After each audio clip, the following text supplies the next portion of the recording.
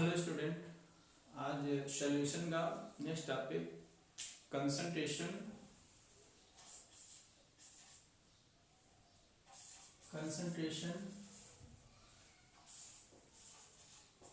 And composition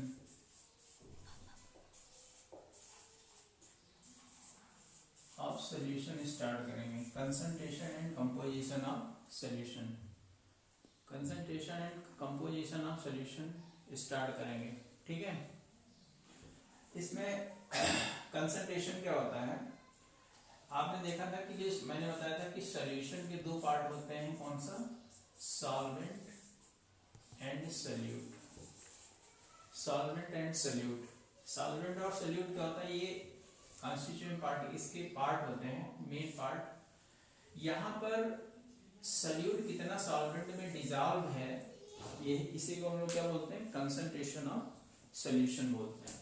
जैसे देखिए, और यही कंपोजिशन कहते हैं। सपोज करिए कि अगर आपने शुगर ऐड कर दी 1 गिलास वाटर में, तो वहां पर क्या होगा कि वो जितना उसका आपका सॉल्यूशन का टेस्ट होगा वो पता चलेगा। लेकिन उसमें आपने सॉल्यूट और शुगर ऐड करते जा रहे हैं तो उसका कंसंट्रेशन क्या हो रहा है, इंक्रीज कर रहा है। अगर हम लोग उसमें वाटर ऐड कर रहे हैं या डाइल्यूट कर रहे हैं तो क्या हो जाएगा, डाइल्यूट सॉल्यूशन हो जाएगा। तो कंसंट्रेशन और डाइल्यूशन ये टर्म होता है। अगर हम लोग डेफिनेशन लिखें कि इसको हम लोग कैसे डिफाइन करेंगे, तो number of solute particles dissolve in लिख लीजिए, number of solute particles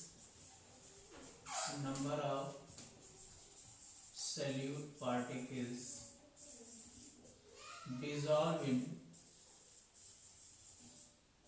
in a particular amount of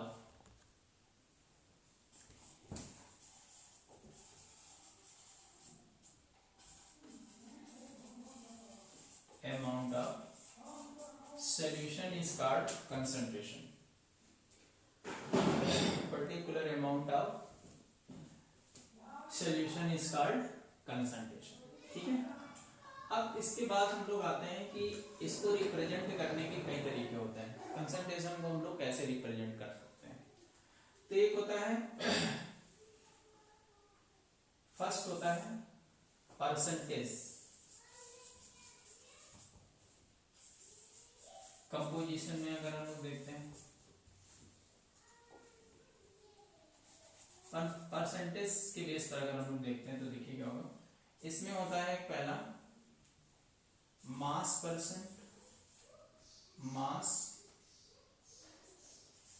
percent, ठीक है, या इसको हम लोग लिखते हैं W/%। इसका क्या मतलब होता है, देखिए, it means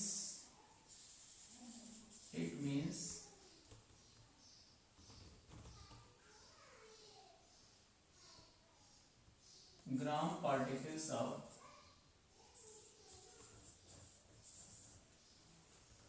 of solute dissolve in 100 gram of solution।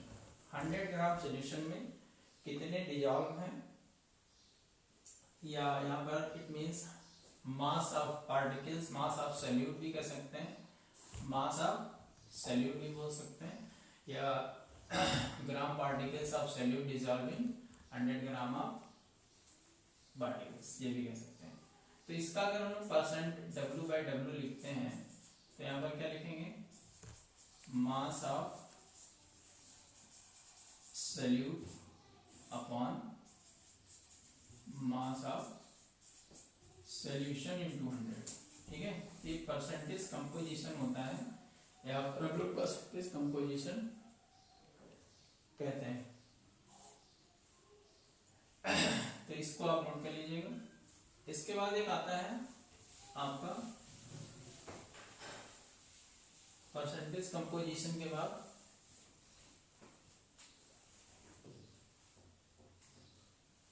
यहां पर सेकेंड है इसका पार्ट का वॉल्यूम परसेंट।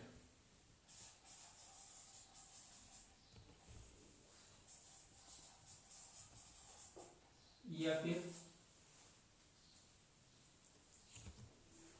है ना, या फिर इसको हम लोग वो लिखते हैं परसेंट V/V। तो इट मीन्स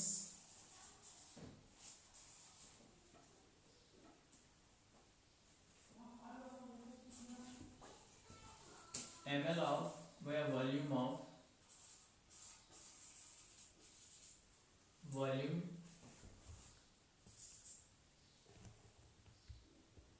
ml में of solute dissolve in 100 ml of solution, 100 ml of solution, ये वॉल्यूम परसेंट हुआ। तो परसेंट V/V आप देखें तो यहाँ पर volume of solute upon volume of solution into कितना 100।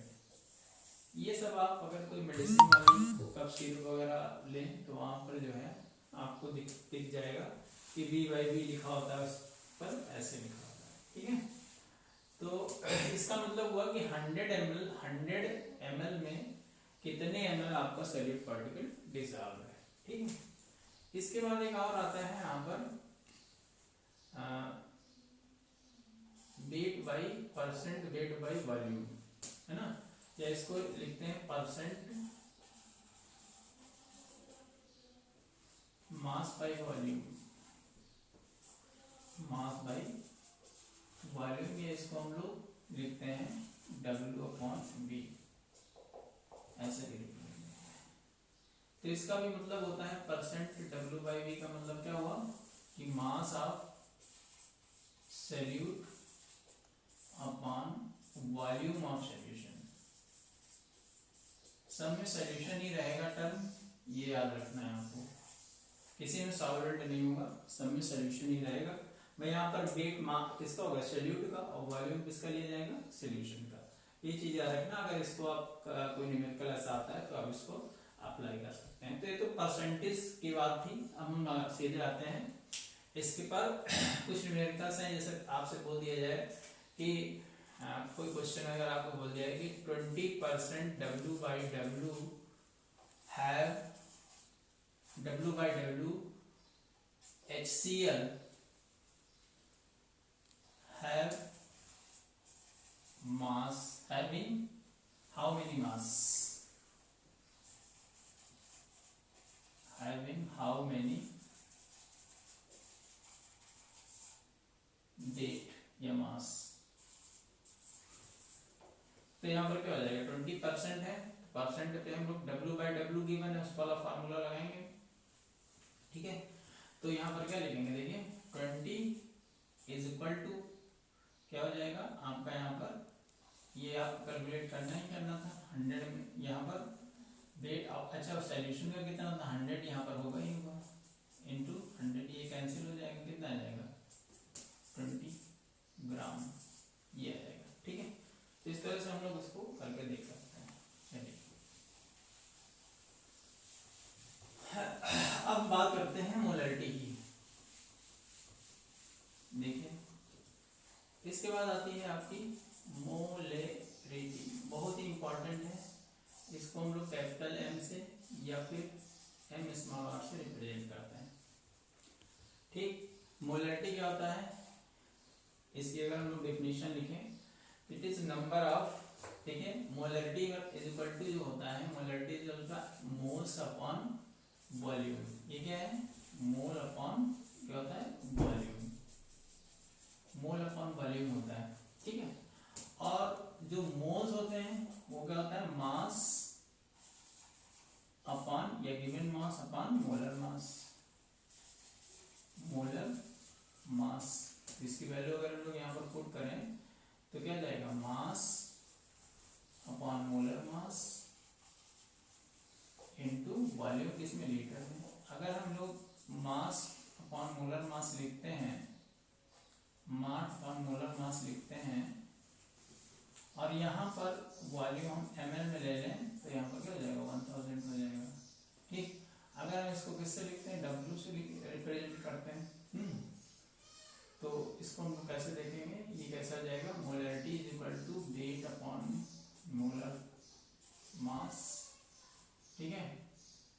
अब इनटू क्या जाएगा, वॉल्यूम, और इनटू 1000, ये अगर हम लोग ml में लेते हैं, ये मोलैरिटी हो गई, ठीक है।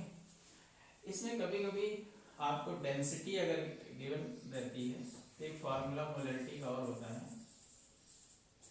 मोलैरिटी का क्या होगा, percent W by W into D into 10 upon molar मास, या मॉलिक्यूलर मास भी यहाँ पर, मोलर मास को मॉलिक्यूलर वेट भी लिख सकते हैं, ठीक है। एक ही चीज होती है, ये मोल कॉन्सेप्ट हमारा नेक्स्ट वीडियो आएगा, आप उसमें देख सकते हैं कि हम मॉलिक्यूलर मास को मोलर मास क्यों लिखते हैं, ठीक है। अभी जस्ट आने वाला है वो वीडियो, चैनल को सब्सक्राइब कर लो, जैसे ही उसका नोटिफिकेशन आएगा आप देख सकते हैं, ठीक। तो मोलैरिटी के लिए ये फार्मूला है, जब क्या गिवन हो, परसेंटेज वैल्यू गिवन हो, डेंसिटी गिवन हो, तो हम मोलैरिटी इस फार्मूले से कैलकुलेट कर सकते हैं, ठीक है। इसके बाद आता है मोलेलिटी, नॉर्मेलिटी पहले देख लेते हैं, नॉर्मेलिटी, नॉर्मेलिटी, नॉर्मेलिटी को कैपिटल एन से रिप्रेजेंट करते हैं। नॉर्मेलिटी को हम लोग कैसे रिप्रेजेंट करते हैं, कैपिटल एन से, क्या, नॉर्मेलिटी। थोड़ा बोर्ड मेरा छोटा है इस वजह से, तो नॉर्मेलिटी को हम लोग कैपिटल एन से रिप्रेजेंट करते हैं, किससे रिप्रेजेंट करते हैं, कैपिटल एन से रिप्रेजेंट करते हैं। तो it is number of gram equivalent present in 1 liter of solution, 1 liter of solution, ये क्या होता है, नॉर्मेलिटी होता है। नॉर्मेलिटी को हम लोग लिखते हैं E अपॉन V। E क्या है, ग्राम इक्विवेलेंट, ग्राम इक्विवेलेंट, और ये क्या है, वॉल्यूम है, ठीक है। इक्विवेलेंट जैसे वहां पर मोल कह रहा था, मोलर मास अपॉन, वो मोल को हम लोग क्या लिखते थे, मास अपॉन मोलर मास, इसलिए यहाँ इसको हम लोग क्या लिखेंगे, mass upon equivalent mass, equivalent mass, ठीक है। तो यहाँ पर हम वैल्यू पुट करेंगे, तो यहाँ पर आ जाएगा mass upon equivalent mass into volume, ये लीटर में है। अगर हम लोग इसको किस में लिखें, इसको हम लोग इक्विवेलेंट मास को इनटू क्या लिखते हैं, हम इसको ml में कर दें, तो ये कितना जाएगा। वॉल्यूम कैसा गिवन है ये आपको ध्यान देना है, ठीक है, ये चीज आपको याद रखनी है, ठीक। लेकिन कभी कभी यहाँ पर अगर हम लोगों को कन्वर्ट करना है तो इसको हम एक और फार्मूला लिख सकते हैं, mass upon molar mass into volume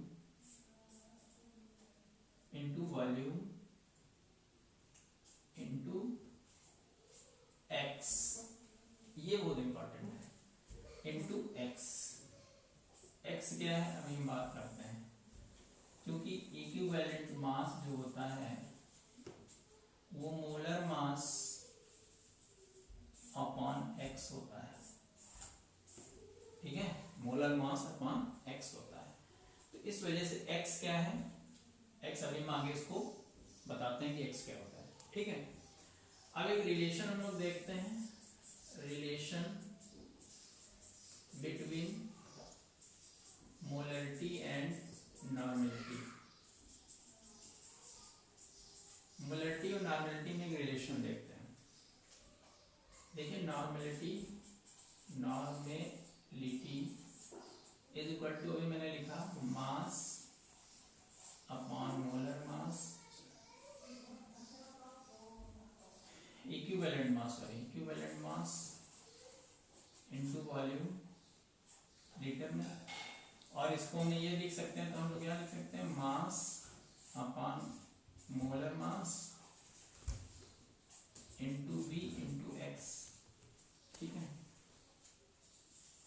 तो ये क्या है, ये क्या है आपका, ये मोलरिटी जो लिखी है,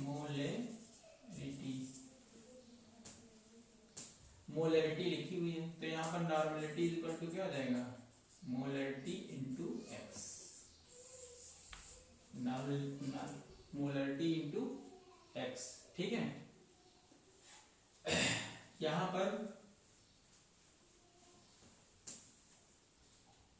मोलरिटी नोट कर लीजिए इसको।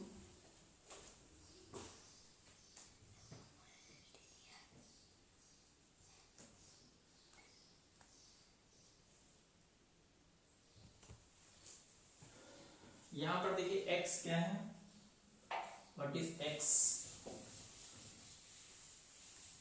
x क्या चीज है, x क्या है, AC लिख लीजिए, व्हाट इज x, एसिडिटी। ये x क्या है, acidity, basicity,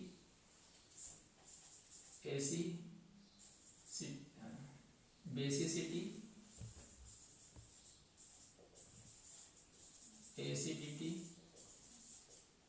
change in oxidation number,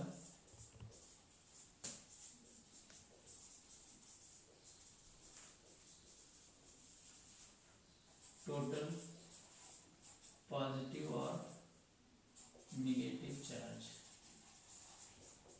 in salt. Salt का अगर इक्विवेलेंट निकालते हैं तो यहाँ पर, ठीक है। तो ये आपका हुआ नॉर्मेलिटी। अब हम बात करते हैं मोलैलिटी की। मोलैलिटी, तो मोलैलिटी क्या होता है, it is number of gram particles, या इट इज नंबर ऑफ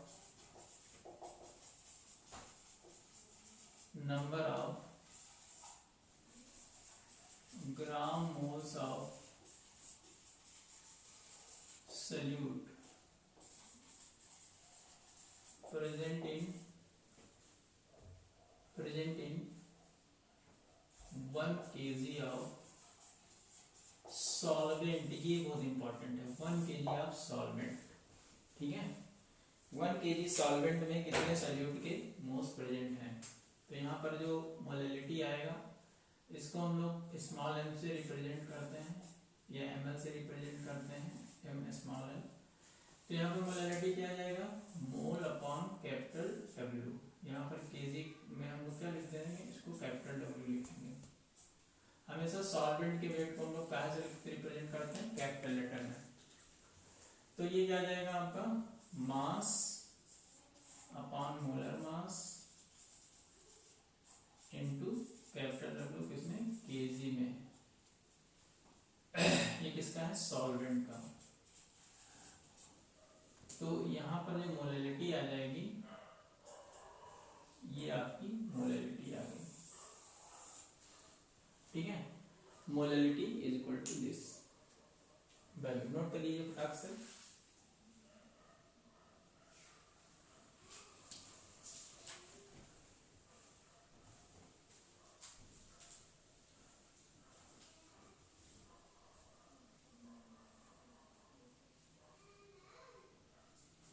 इसमें एक चीज है, एक रिलेशन होता है,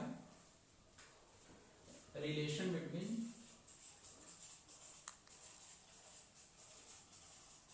मोलैलिटी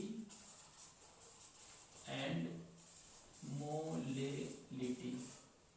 एक रिलेशन है, देख लीजिए सिंपल सा, कि यहाँ पर जो मोलैलिटी होती है, मोलैलिटी इज इक्वल टू क्या होता है, 1000 इंटू मोलैलिटी अपॉन 1000 इंटू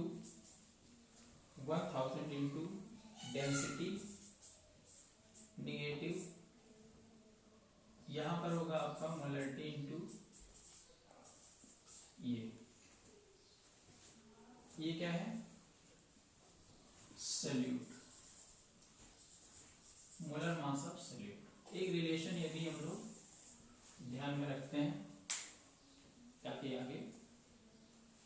हम इस पर अभी न्यूमेरिकल आगे देखेंगे तो इस पे बात होगी, ठीक है। तो मोलैलिटी, नॉर्मेलिटी, मोलैलिटी ये टॉपिक हो गया। अब यहाँ पर एक टॉपिक और बचता है, वो भी हम लोग देखते हैं। पीपीएम, पार्ट पर मिलियन, पार्ट पर मिलियन, पार्ट पर मिलियन। पीपीएम क्या होता है? पीपीएम क्या होता है? पीपीएम इसको बोलते हैं पार्ट पर मिलियन, पार्ट पर मिलियन। इसका मतलब it means number of particles of solute present in 10 to power 6 यानी 1 million, 10 to power 6 of solution,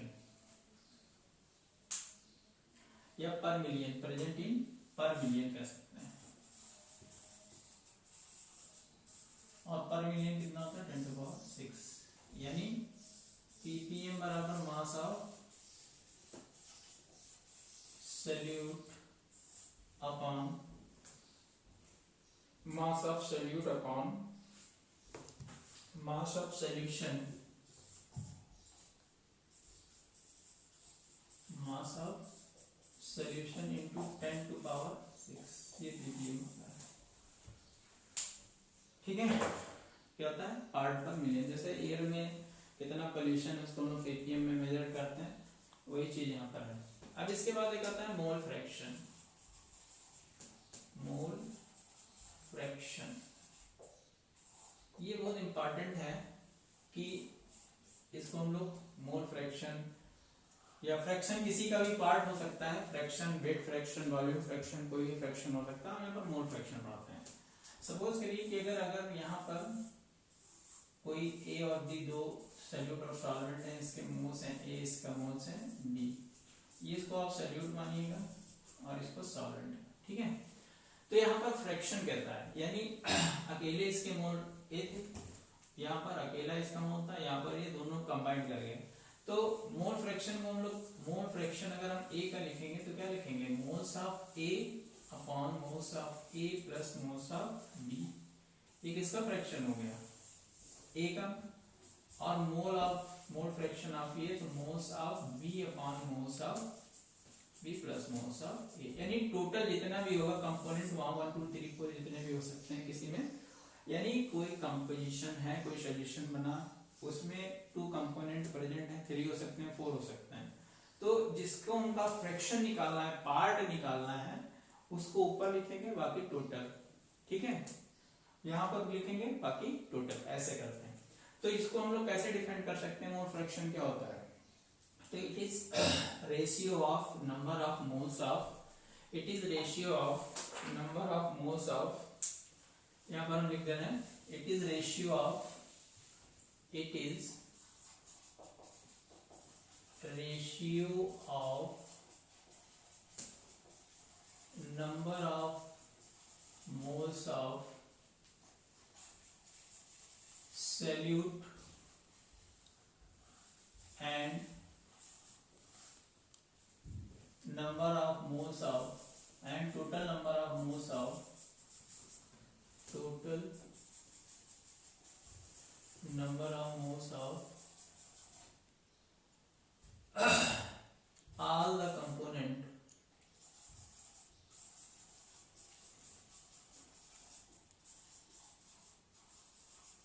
present in given mixture। जितने भी कंपोनेंट प्रेजेंट है उसी को हम लोग क्या बोलते हैं? मोल फ्रैक्शन, और इसको हम एक्स टाइप में रिप्रेजेंट करते हैं।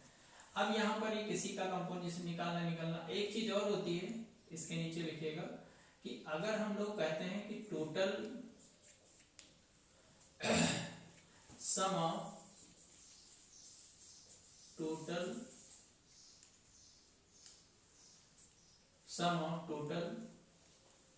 मोल फ्रैक्शन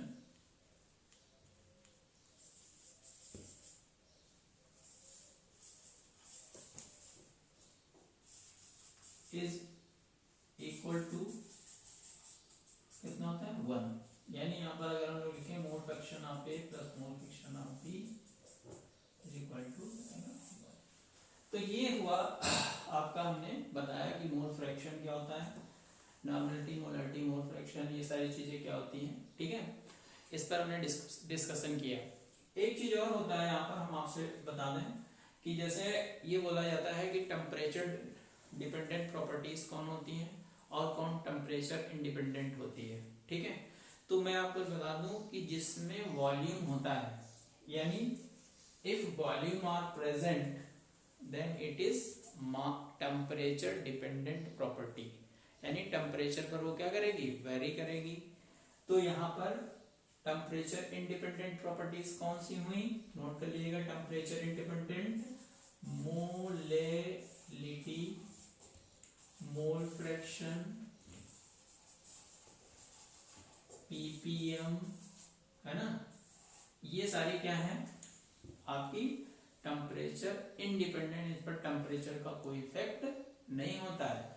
जिसमें वॉल्यूम होगा उस कंसंट्रेशन कंपोजिशन के अकॉर्डिंग हम लोग जो देख रहे थे, उसमें जिसमें वॉल्यूम होगा वो टेम्परेचर डिपेंडेंट है, और जिस पर वॉल्यूम नहीं होगा वो टेम्परेचर इंडिपेंडेंट है। तो हमने पीपीएम में भी वॉल्यूम का कोई बात नहीं की थी, हमने मोल फ्रैक्शन में भी नहीं बात की थी, हमने मोलरिटी पे बात नहीं की थी, और हम परसेंट W बाई W पर भी मैंने कोई बात नहीं की थी।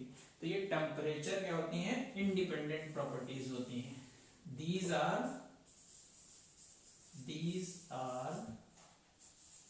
temperature independent properties, ठीक है।